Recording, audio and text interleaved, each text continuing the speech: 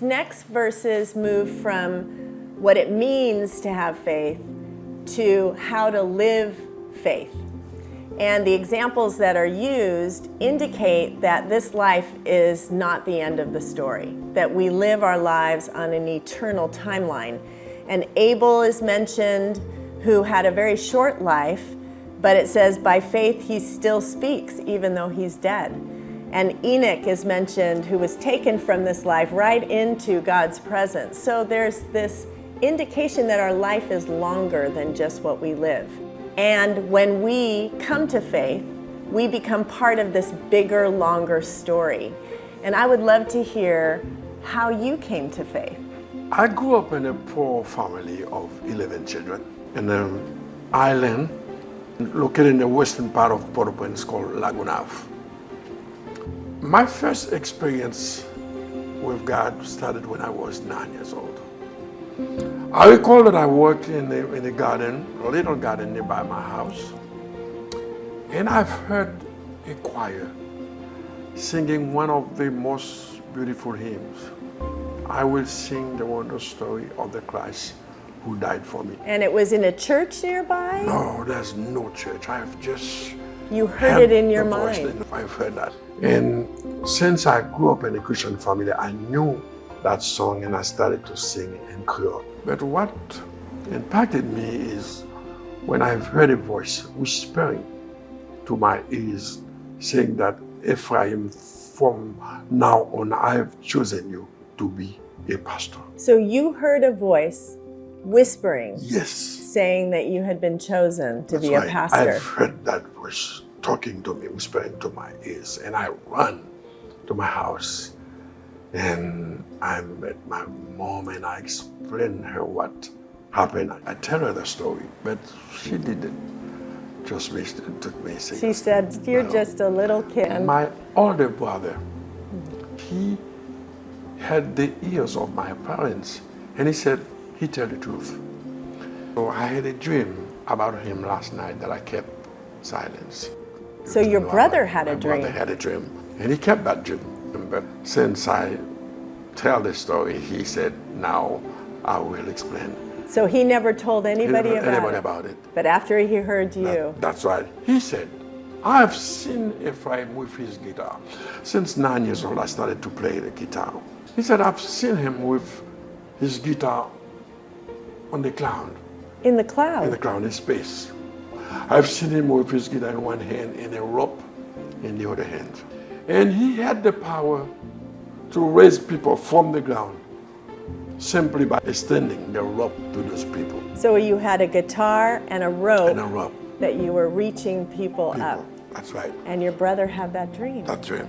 He said that dream told me something. I just didn't want to tell it to anybody. It probably seemed crazy to him. That's why, but since he have heard my story, he said, it is true.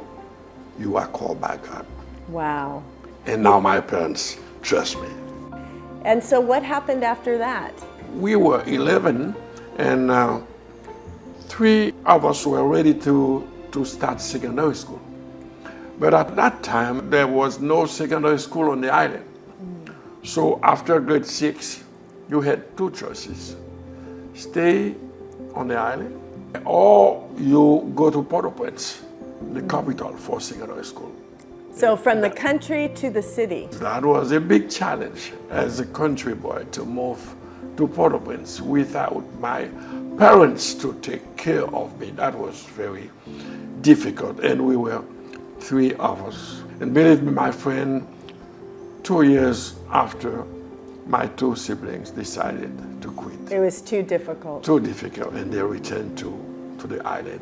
I also wanted to return to the island, but I remember my brother told me, remember, you had a dream. I also had a dream. You said you wanted to be a pastor. God called you to be a pastor, and I believe God called you. But remember, you cannot be a good pastor without an education. You need to stay in school no matter what. And I decided to stay. It was very challenging. Yes. For me. There were days when you didn't have food, I remember you told me. Yes, I sometimes stay 3 days Wow. without food. I was only 12. And you had one outfit. Too. That's why people like me, being raised in a family of 11, my family was poor.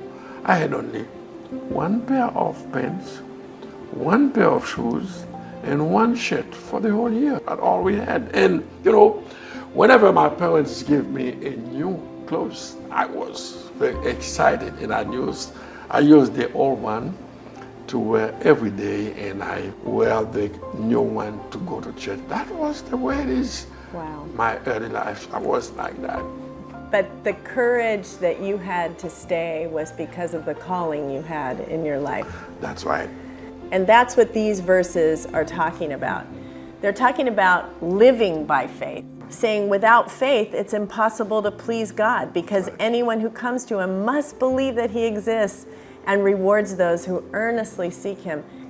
It really means that we give him our lives and we say, my life is yours. And certainly you did that. That's right. Every time I look at my early life, I recall Joseph's story, who've been through difficult time. Yes, because Joseph had the dream too. That's right. Yeah. I've discovered that the way to success has never been easy. No. At my early age, I've suffered a lot, but I've seen that the challenge that you have been through is part of your journey to success. That's right. And you certainly found that later. You discovered that life was more than just your little life, that it was bigger than that. That's right. And that you had a story to live.